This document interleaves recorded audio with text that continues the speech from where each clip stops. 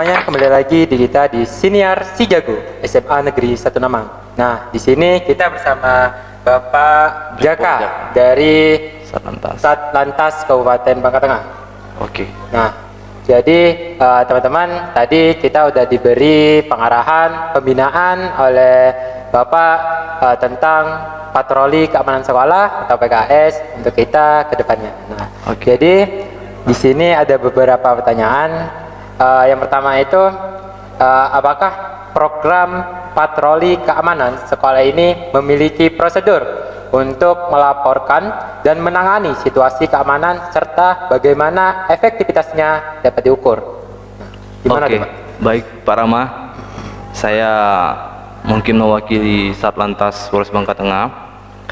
Dalam acara podcast ini, saya akan menjawab apakah program patroli keamanan sekolah ini memiliki SOP ya yang jelas dan terstandarisasi, dan juga untuk melaporkan dan menangani situasi keamanan, serta bagaimana efektif diukurnya, seperti itu kan. Iya.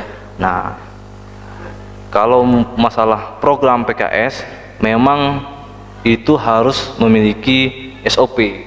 Nah, kalau SOP itu pertama memang harus dari sekolah. Jadi seluruh perangkat sekolah dari mulai OSIS gitu kan, bekerja sama dengan pihak kepala sekolah membuatkan suatu SOP standar dalam pengaturan keamanan sekolah itu, dalam patroli keamanan sekolah. Nah, itu bisa kerjasama juga dengan Satlantas Bangka Tengah dalam hal membuat SOP. Jadi SOP itu nanti kita atur bagaimana efektifnya, cara pengaturan yang mana, yang benar bagaimana, terus jumlah personil dalam pengaturan itu ada berapa, terus administrasinya juga itu masuk semua dalam kategori SOP. Itu yang namanya SOP standar ya, standar dari patroli keamanan sekolah yang nanti bakal kalian terapkan atau kalian praktekkan di jalan seperti depan SMA dalam melakukan pengaturan lalu lintas kepada masyarakat, karena itu langsung bersentuhan dengan masyarakat. Nah, seperti itu ya. Kemudian untuk pelaporannya juga bisa langsung laporan dengan kepala sekolah juga bisa melaporkan ke unit lantas, seperti itu, kurang lebih seperti itu Pak Rama. Nah, begitu teman-teman untuk penjelasannya secara singkat tentang SOP. Nah, Pak, di sini kan ada hampir 600-an siswa. Iya. Nah, rata-rata juga di sini kan kita bawa motor nih. Iya. Nah, apa sih saran untuk kita untuk cara berkendara dan etika kita di berkendara di jalan gitu, Pak? Oke, ini pembahasan dalam siswa menggunakan kendaraan motor seperti itu kan. Nah, seharusnya siswa harus mengerti. Jadi makanya kita hari ini datang ke SMA 1 Namang ya, memberikan pengetahuan, kemudian sosialisasi. Nah, seperti sudah saya jelaskan bahwa setiap pengendara itu harus memiliki yang namanya SIM ya, surat izin mengemudi. Itu harus usia yang sudah 17 tahun. Seperti itu Pak Rama. Nah, jadi kalau usianya belum 17 tahun, nah itu belum boleh menggunakan kendaraan. Karena apa? Seperti yang saya jelaskan tadi, banyak dampak negatif atau dampak ke pengguna jalan lainnya yang kita takuti, seperti itu. Dan juga antisipasi oleh bagaimana untuk menghindari pelanggaran seperti itu kan. Dari menggunakan kendaraan aja itu sudah melanggar sebenarnya. Benar. Nah, karena belum ada SIM, Pak. Karena belum ada SIM. Nah, itu seperti itu Pak Rama ya.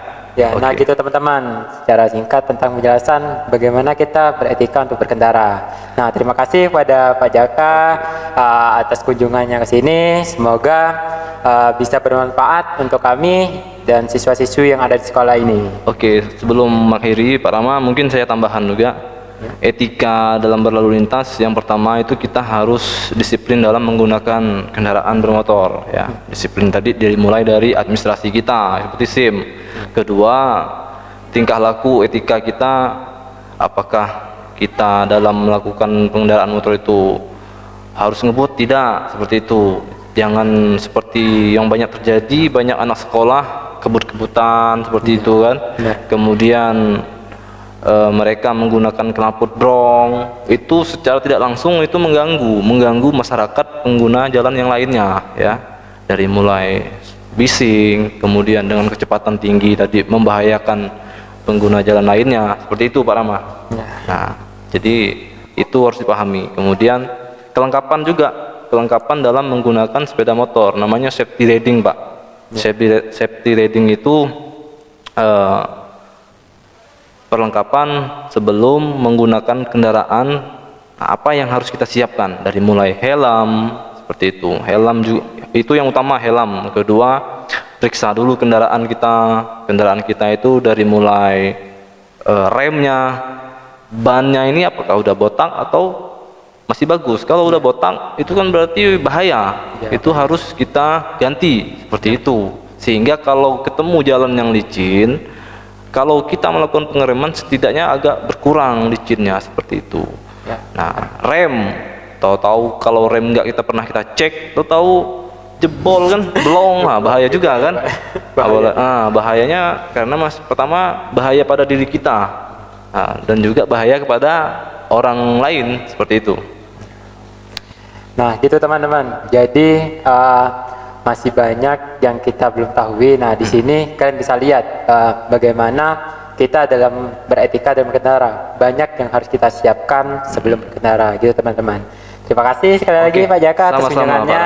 Semoga ini bisa bermanfaat untuk kita semua. Terima kasih. Wassalamualaikum warahmatullahi wabarakatuh.